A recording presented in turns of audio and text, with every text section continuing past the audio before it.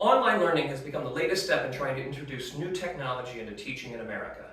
In the 2019 article, The Human Factor, The Promise and Limits of Online Education, authors Sandy Baum and Michael McPherson discuss how in the mid-1920s, broadcast radio promised a super radio university within people's homes. Universities established radio stations to broadcast educational programs, but this enthusiasm dissolved by 1931. They also discuss how in the late 1950s, television producers promised that they could teach any subject, extending teachings of physics, manual skills, and even the arts to potentially millions of homes. What these mediums did not do was to live up to their promises of revolutionizing education. All they could do was create change to the already existing format of the college lecture, a simple system of a teacher speaking and a student listening. Only this time, the listeners could not speak back. They could not ask questions, nor could they ask for assistance in understanding the subject. Where the online format allows for greater possibilities within the digital medium, it allows for no additional possibilities of interaction with the teacher. The lecture system of learning is by no way a truly magnificent educational system. It requires a teacher who is able to communicate both well and passionately, and it requires a student willing to be an active listener. That listener has to be willing to learn, has to be willing to ask questions, has to be willing to ask questions right then and there in front of the rest of the class so that it can provide clarity for all the students. These forms of TV and radio education were still nothing more than just that, a lecture where one person talks for a long time and the other person sits and listens quietly while trying to maintain alertness and interest. Hi, my name is Chad Suits. At 52 years old, I am one of, if not the oldest student here at Edison College. This is not my first college rodeo. I have now been in college or taking college courses for more than 9 years. I am literally the Van Wilder of your classroom without all the coolness. For those of you who are too young to even know who Van Wilder is, some of you may not know a world of only in-class, in-person learning. I already have a bachelor's degree in the arts and in television production. I have sat through hundreds of lectures for only one teacher talking for 2 or more hours while all the students look confused in their seats but are too afraid to raise their hands and ask for clarification. Add to that, I am a former teacher of math, science, Spanish language, English and literature, and business courses. I've seen numerous students sitting there either uninterested or unengaged in their educations. The teacher must be that person who is able to initiate that engagement with the students. Online learning cannot provide that engagement, and that may be the reason you are having trouble with this system of education. Today we'll discuss 4 important obstacles to online learning: lack of social guidance and support, lack of social interaction with the student peer group, lack of motivation or time management skills, and reduced retention related to digital texts and reading. Now first, Igor Debater with the online educational guide, Class Central, cites a lack of teacher guidance and support as one of the top reasons for student difficulties with online learning. Students have no opportunity to ask a teacher questions or to discuss the topic with their peers. The student may not know where to seek help when experiencing difficulty learning. That human connection with their teacher can create a relationship grounded in trust and communication, reducing the dropout rates at universities. This lack of communication can also create a reduced ability for the student to receive active, timely feedback. Such feedback can be vital to ensuring that the student stays on track with their learning. Some online courses are just like those previously discussed with the TV radio shows. Nothing more than a long, taped lecture, sometimes interrupted by small quizzes to make sure that you are paying attention.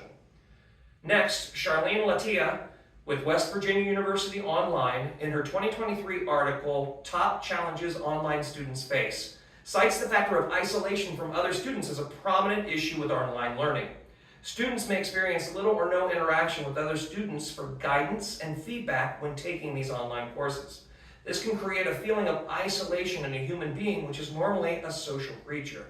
Igor Debater states that online studies show that social engagement and community components make students 5 times more engaged and 16 times more likely to finish school. Number 3, many students are found to lack motivation or time management skills through online learning. Does this student actually like or have a passion for what they are studying? Are they fully engaged by the teacher? Have they been in school for so long they just want to stop learning and just start doing? Online courses were originally seen as an easy way out, to take a course and to get credit for it. Faulty expectations lead to greater dropout rates, according to DeBacher in his 2020 article, 10 Reasons Why E-Learning Loses Students. Solutions by DeBacher include teachers communicating fully the course objectives and the outcomes expected, guidance as to how much time students should set aside daily for the course, and what skills the students should already have before starting that course. But this again requires interactive communication by the teacher. Time management skills may also fit within this category. Many students by the age of 18 to 22 and in college may still not have learned proper time management skills. Now, this may have been something taught by parents a lot more significantly back in the 80s and 90s when I was preparing for attending college. But for me, walking into a classroom constantly served as a reminder that this is what I was here to do, to study, to learn, and to achieve. I don't have the same sort of motivation and time management when I'm just sitting at home. All the distractions of home easily kills my ability to manage my day. I have a home, I must maintain the home, my pets demand attention, I work part-time at the hospital, friends call me with questions.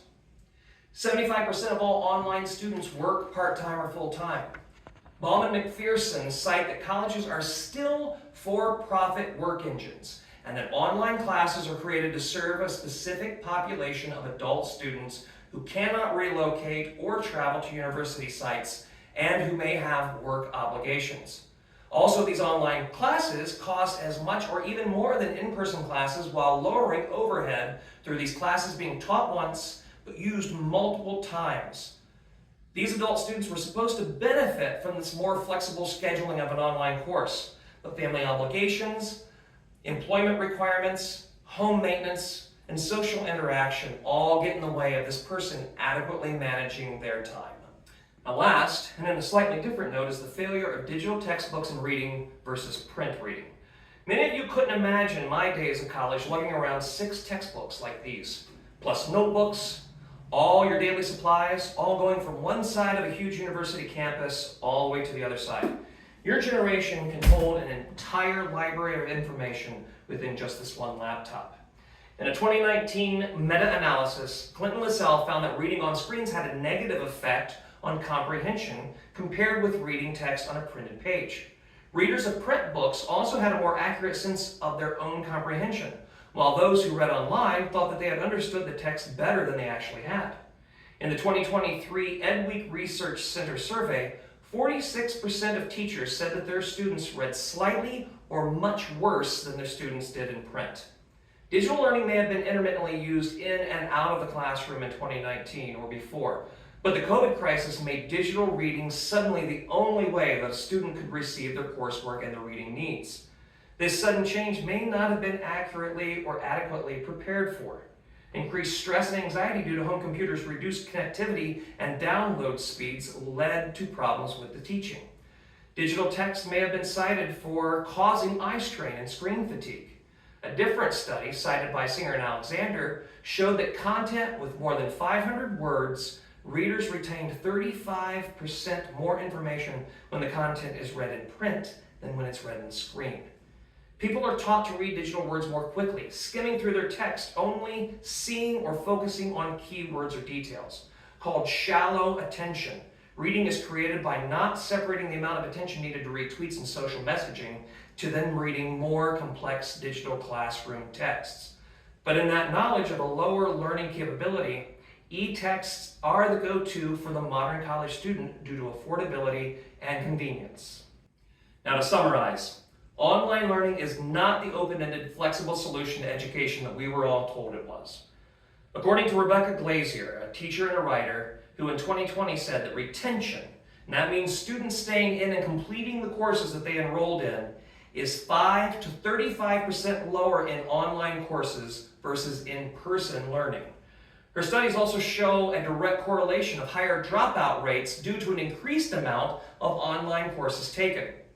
Recent studies of semester-long college courses have found lower test scores for students in fully online courses than for similar students in traditional classroom settings.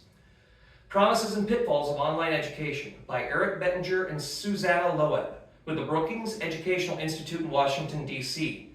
show that taking a course online reduces students' grades by 0.44 points on the traditional 4-point grading scale. That's the difference between you getting a B versus getting a C+ in that same course. The problems in education now are not from actually integrating digital technology into our educational system, but from our schools relying on it too much to help reduce their costs. Online courses are not an end-all, be-all solution to time and money issues. They do nothing to reduce dropout rates and to improve memory retention. In fact, they do the opposite. They may be more convenient, but at a cost to learning. It's time to reduce our dependence on technology in the classroom. Increasing hybrid courses, those using both technological learning mixed with standard print and lectured learning, are where we need to be directing our time and our energy. All students learn in a different way, from listening to repetition to hands-on learning. All of these ways still require a teacher to communicate, to observe, to facilitate, and then to accommodate to the student's needs and alter the course's teaching technique to fit each student's style of learning and to increase development. These all still require full interaction with the teacher to accomplish, something that online learning cannot provide. I'm Chad Suits, and with that, I wish you all the best in your future educational endeavors, and I hope that you can find the right combination of learning, skills, and techniques to help you succeed in college and beyond. Remember, there's never one solution for anything. Go out there and find your own hybrid.